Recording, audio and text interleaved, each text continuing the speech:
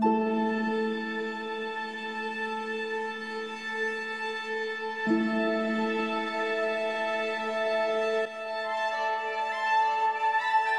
1. The World. The world in Guild Wars 2 is known as Tyria. This is the place you'll be spending most of your time adventuring on. It's a fantasy world of swords and magic, but with more advanced steampunk technology also in use like airships and guns. Tyria is a spherical planet, has a sun and moon, and isn't the only known world to exist in the universe. Indeed, it's said that humanity was brought to Tyria from another world over 1,000 years ago, making them aliens, but now, so much time has passed, very few remember this truth. While some characters have found ways to visit the other worlds using magic, we, the players, never have, so any planet other than Tyria remains largely a mystery. Tyria has days, nights, seasons, and years much like Earth does. It has oceans, islands, mountains, jungles, deserts, and most every other environment you might come to expect. It's split into 3 different known continents, with each one being introduced every time a new Guild Wars 1 story campaign was released. There are probably more continents than this, but since the developers stopped releasing new campaigns and started working on Guild Wars 2 instead, we've never actually seen them. Tyria is a large world, but we've only seen a comparatively small slice of it. Confusingly, the first continent we ever got to see has the exact same name as the planet, Tyria. There's a Tyria the world, and then there's Tyria the continent. Maybe a little bit confusing at first, but it's usually easy enough to understand what people mean when they use the name.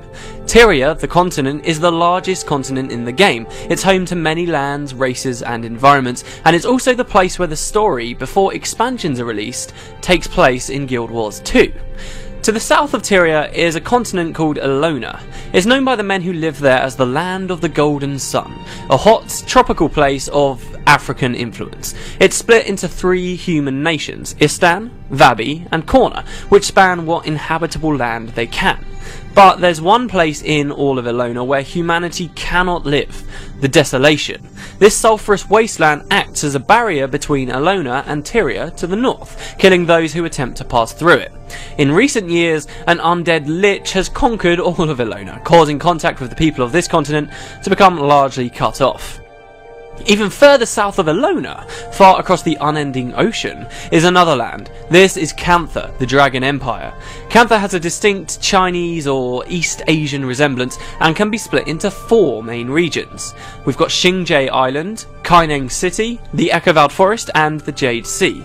Humanity has flourished here, with their cities spanning most of the northern regions, but owing to its vast remoteness and its recent xenophobic practices, contact between those living in Tyria and those in Cantha is now almost non-existent. Neither Cantha nor Elona are actually accessible at the launch of Guild Wars 2, and you won't even see them on the world map. But it's important to remember that they're there. In-game, you'll actually find people who used to live in or are descended from those continents, and they'll talk to you about news of their homelands. So now, hopefully, you know where they're referring to. Tyria is the huge continent you will see on the map. This is the home of the 5 playable races, as well as many lesser races. It's where the main storyline takes place, and much of it will be available for exploration. Each playable race has their own territory, along with a large capital city of their own. The humans live in Crater. Crater is a lush land of green hills, fields, forests, streams and swamps. Humans have been killed and pushed back on all fronts in Tyria, so Crater stands as the last place of refuge for the race. They once called the coastal city Lion's Arch their capital, but this was destroyed by tidal waves years ago and rebuilt as a free state by pirates. So a new capital was named, Divinity's Reach, a massive city to the north where all humans, regardless of heritage, are welcome. Humans used to live in Ascalon too, far east over the Shiver Peak Mountains, but this is now home to the Char, a playable race that were at war with humanity for hundreds of years, a war which they won. The Char are very industrial and pollute areas of what is otherwise a beautiful land, more scenic even than Crater. The region's littered with humanity's ruins, in particular a massive wall that stretches many miles east to west. Built over hundreds of years, the Great Northern Wall was once used to keep the Char out of Ascalon, but now lies in shambles across the landscape. The Char built their greatest city, the mechanical Black Citadel, directly on top of the fallen human capital of Rin, an example to all of their conquest over men. The Shiver Peaks are a long mountain range that separate Kryta and Ascalon. They're home to a third playable race, the Norn, who fled from their home further north many years ago. The Shiver Peaks are well known for their cold, high summits, fields of snow and sheer rock faces. While the Norn are mostly nomadic hunters and don't typically create large towns or cities for themselves, there is an exception. Holbrak is a vast place built by the Norn, for the Norn, a place for all to return to and share stories about their greatness. The Tarnished Coast, a long way away, houses the last two playable races. It's a lush jungle region filled with deadly plants, large insects and vast, tall trees that spread their roots all around. 25 years ago, the Sylvari were born from an enormous flowering tree to the east of the Tarnished Coast, the Pale Tree. Many Sylvari now travel the world, but they know this place as home, naming it the Grove.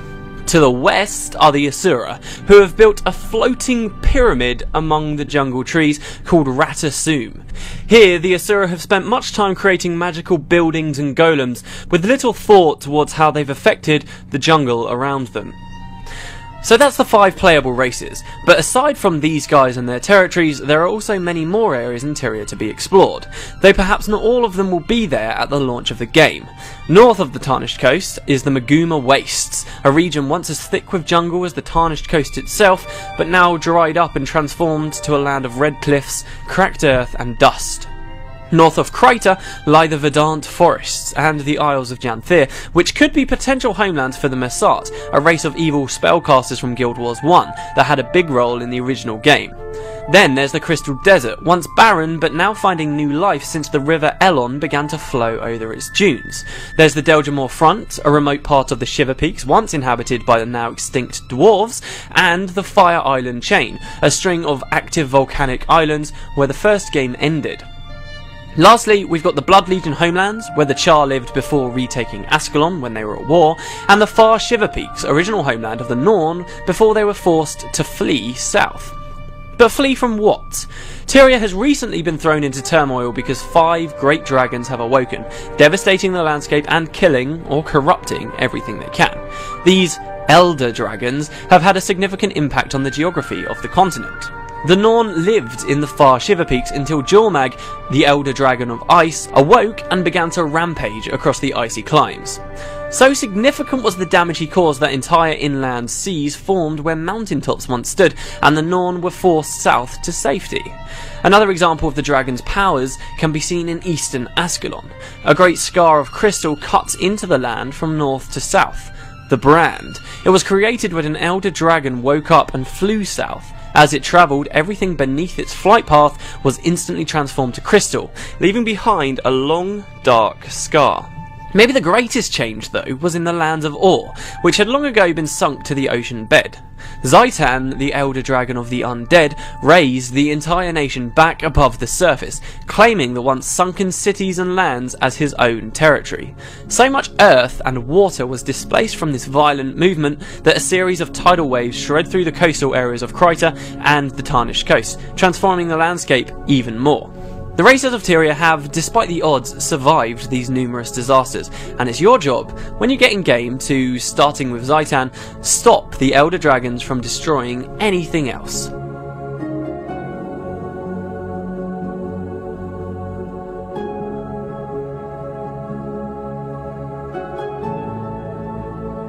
So that's what we know about Tyria. Next video, we'll rewind 250 years to the world before the dragons woke up and changed so much, and we'll tell the story of Guild Wars 1. Now you know where it was set, it's time to find out exactly what happened. Thanks for watching.